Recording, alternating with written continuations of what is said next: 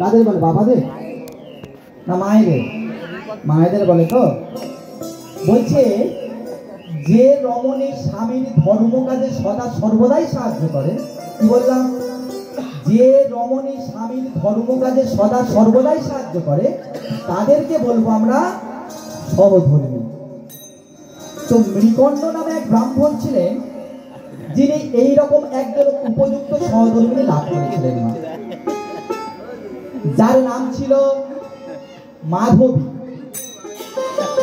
তো মৃকণ্ড ঠাকুর প্রত্যেক দিন সকালবেলায় ঘুম থেকে উঠে না কাঁধে ভিক্ষার ঝুলি নিয়ে ভিক্ষা করতে বেরিয়ে পড়তেন।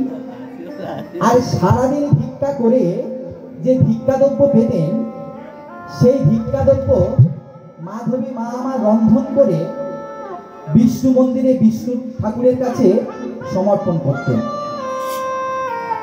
আর ভগবানের চরণে সেবা দেওয়া প্রসাদ মৃকণ্ড মাধবী বড় আনন্দের সহিত গ্রহণ করে দিন কাটাচ্ছিলেন মা।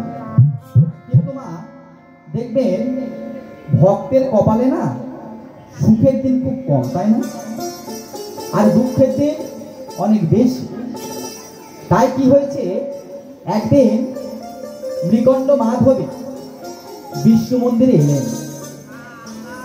বিষ্ণু মন্দিরে এসে সকাল দুপুর সন্ধ্যেবেলার পুজো অর্চনা সেরে না ভগবানের কাছে কেঁদে কেঁদে প্রার্থনা করে বলছে, ওগো ভগবান, ওগো ভগবান,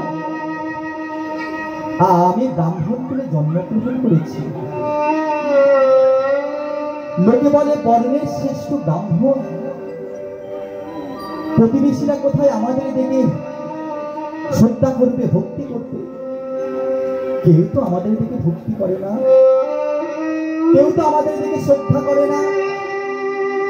ওরা বলে যাদের সন্তান হয় না তারা নাকি বন্ধা, তাদের মুখ দর্শন করা নাকি পাপ। আর ওই সকল নারীদের মুখ দর্শন করে যদি শুভ যাত্রা করা যায় সেই যাত্রা নাকি বিফলে যায়। আমাদের নিজের সুখের জন্য নয় প্রভু, আমরা যখন এই পৃথিবীতে কেউ থাকবো না, কে এমন করে তোমায় নিত্য নিত্য সেবা দেবে? আমায় তুমি বলে দাও। তাই তোমার নিত্য নিত্য সেবার জন্য আমায় একটি পুত্র সন্তান ভিক্ষা দাও, আমায় একটি পুত্র সন্তান ভিক্ষা দাও, আমায় একটি পুত্র সন্তান ভিক্ষা দাও, আমায় একটি পুত্র দাও হে প্রভু, তোমার সেবার তরে